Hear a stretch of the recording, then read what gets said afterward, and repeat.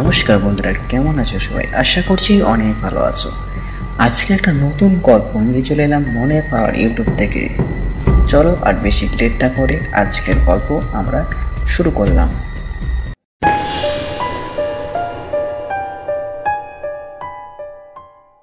সূর্য তখন প্রায় ডুবুডুবু, শেষ বিকেলের আলোয় লাল হয়ে আছে আকাশ। এই সময়টুকুতে গ্রামের পরিবেশ এক অদ্ভুত নিস্তব্ধতায় ভরে যায়। সারাদিনের পাখির কিচিরমিচির, মানুষের কোলাহল কিছুই আর শোনা যায় না। বাতাসও যেন স্থির হয়ে থাকে, পাতা নড়াচড়া পর্যন্ত শোনা যায় না। এই গুমট নীরবতাকে ভেঙে দিয়ে যখন সন্ধ্যার আঁধার নামে আসতো, তখনই যেন সব শুরু হতো।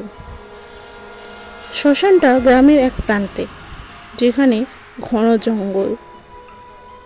সেখানেই ঘটেছিল সেই ভয়ানক ঘটনাটা।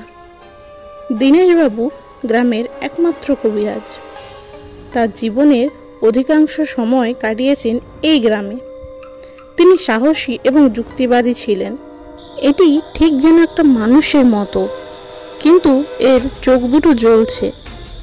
দীনেশবাবু বুঝতে পারলেন তিনি সেই ছায়াটিকে দেখতে পেয়েছিলেন এবং সেই ছায়াটি তাকে শেষ করে দেবে। সেই রাতে দীনেশবাবু ফিরে আসেননি।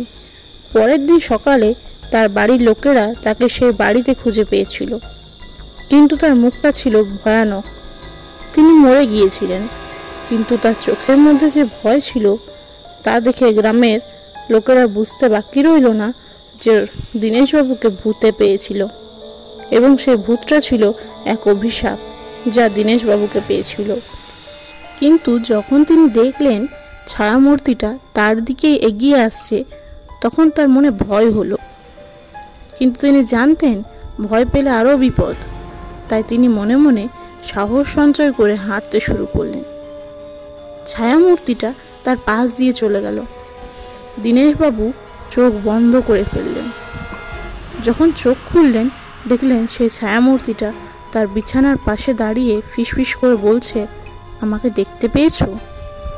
দীনেশবাবু বুঝতে পারলেন তিনি ভুল করেননি। তিনি স্বপ্নে এই ছায়াটাকে দেখেছেন। তিনি তার ঘরে বসে আছেন, কিন্তু তিনি জানেন এটি একটি স্বপ্ন নয়, এটি একটি বাস্তব। তিনি তার বাড়িতে লুকিয়েছিলেন, কিন্তু সেই ছায়া তার প্রতিটি পদক্ষেপ অনুসরণ করছিল। সে যেখানেই যেত সেই ছায়াটি তার সাথে সাথে থাকত। দীনেশবাবু অবশেষে সেই জায়গাটি খুঁজে পেয়েছেন যেখানে সেই ছায়াটি বাস করত। এটি ছিল একটি পরিত্যক্ত বাড়ি, যেখানে কেউ যেত না। তিনি দেখলেন সেই ছায়াটি আসলে একজন আত্মা। সেই আত্মা তাকে দেখতে পেয়েছিল। তিনি ভয় পেয়ে গিয়েছিলেন। তিনি জানতেন ওই আত্মা তাকে একা পেলে কখনোই ছাড়বে না। দীনেশবাবু যখন সে বাড়িতে প্রবেশ করেন, তখন তার মনে হলো যেন একটি শক্তিশালী স্রোত তাকে গ্রাস করছে।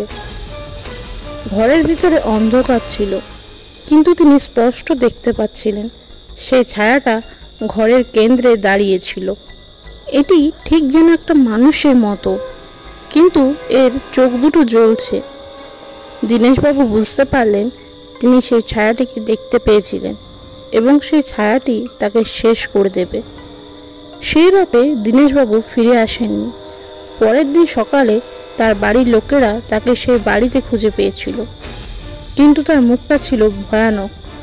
তিনি মরে গিয়েছিলেন, কিন্তু তার চোখের মধ্যে যে ভয় ছিল তা দেখে গ্রামের লোকেরা বুঝতে বাকি রইল না যে দীনেশবাবুকে ভূতে পেয়েছিল, এবং সেই ভূতটা ছিল এক অভিশাপ যা দীনেশবাবুকে পেয়েছিল।